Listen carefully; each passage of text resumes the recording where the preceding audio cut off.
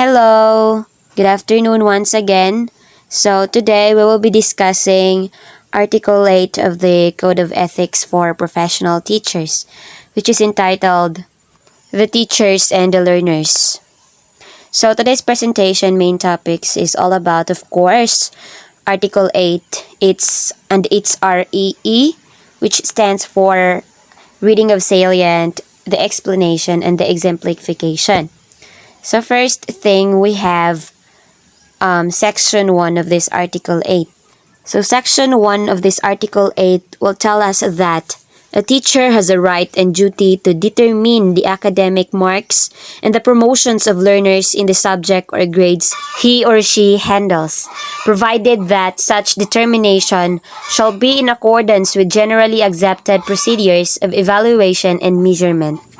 So the teacher has the sole duty to determine the academic marks of the students. Okay, and I would like to emphasize this one, that the teacher is the one merely computing the scores of the students. So the students are the ones making their own grades.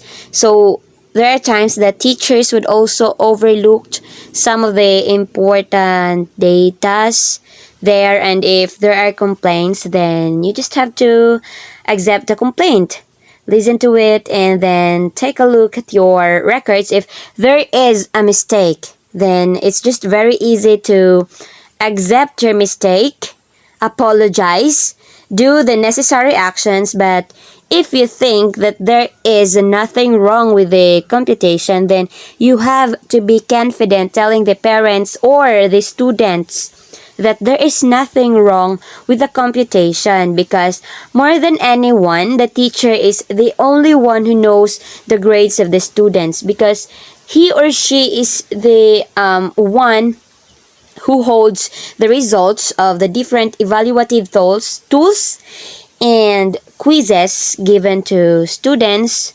So, give the students the right grades, or the grades that they deserve, that will be based on the outputs or the scores that they have in their quizzes and activities. So now let's move on to the next section of this article, the section 2, which is the teacher shall recognize that the interest and welfare of learners are a first and foremost concern, and shall deal justifiably and impartially with each of them. So meaning, the welfare of the students is the priority of the teachers. Nothing more, nothing less. You teach because of your students. You teach because you would want your students to learn something from you. Yes, of course, you're in school because you would want to be part of the growth and development of the students, to your learners. So, treating them impartially, no favoritism, no biases, that's all. Then, we can experience a healthy environment. And when the learners observe that you play favorites, the credibility would somewhat be at stake, and they would not believe you anymore. So let's practice equal treatment there. And now let's move on to section 3 of this article. Stated that under no circumstance shall a teacher be prejudiced or discriminate against a learner. So as easy it is, walay discrimination dapat sa klase. Dapat fair. We have to be fair as possible. That's all. And now, let's move on to section 4 of this article. Section 4 will tell us that a teacher shall not accept favors or gifts from learners, their parents, or others in their behalf in exchange for requested concessions, especially if undeserved. So, teachers kuno is not allowed to accept gifts from its learners, since it would mean something else for some parents, mostly due sa elementary. Like, ang gift is ma-associate na siya, o maka-associate na siya entitlement, like magdemand na sila or mag-request na sila unsa, like padako baro grades. So mao nang dili jud mo accept gifts. Pero if you think that the gift doesn't mean anything and it's just a sign of appreciation from parents or from students, so if it's simple token, then just have to accept or dawatan na lang kay kinasing-kasing man na niya, i-appreciate man imong effort nila. And it's all right. Token of appreciation is okay to accept. And now let's move on to section 5 of this article, which means that a teacher shall not accept directly or indirectly any remuneration from tutorials other what is authorized for such a service.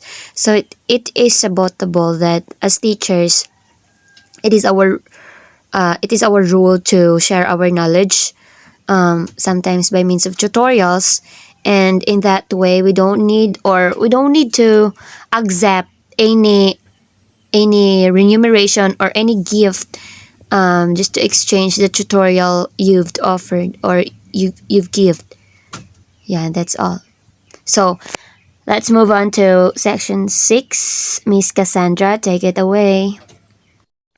Section 6. A teacher shall base the evaluation of the learner's work on merit and quality of academic performance.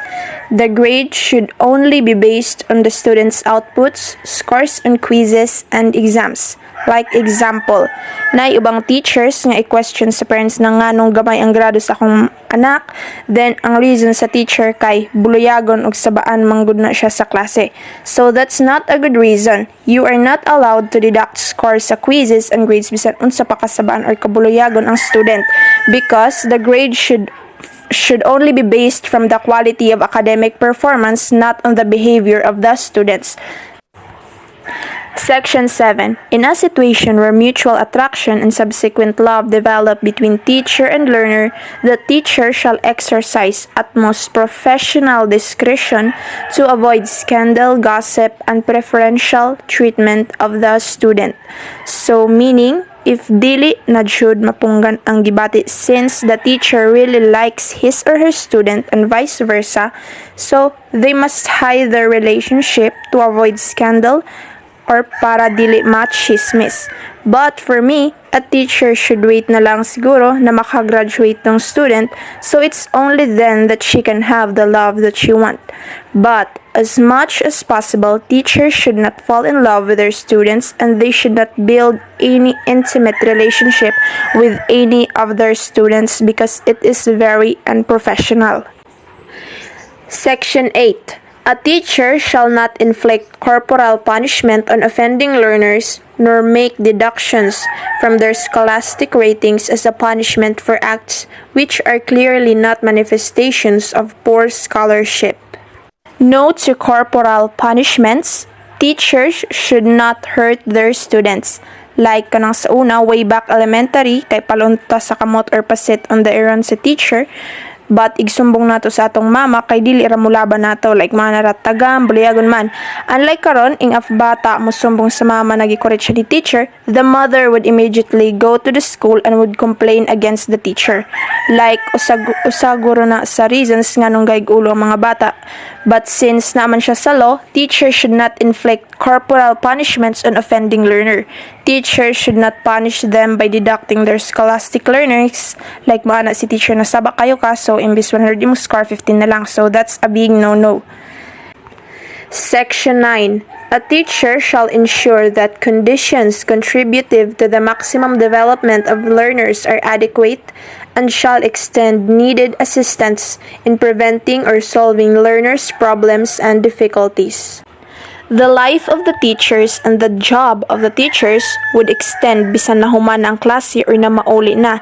Like example, imbis na mauli na ka, na kay nakita na nagsumbagay na estudyante or na inidol ni mo na estudyante na problematic, you should need to listen, support the student because it is also your job as a teacher. You have to extend maximum assistance to the learners for their maximum development. If the learners need to be tutored during your vacant period, then do it. Because when you become a teacher, your job is not only limited to teaching students about lessons, but it's more than that. It's about guiding them, inspiring them, supporting them, being with them when they need someone to lean on. So, those are the different provisions under Article 8. The teachers and the learners of the Code of Ethics for Professional Teachers. Thank you. Thank you also, and goodbye. See you next time.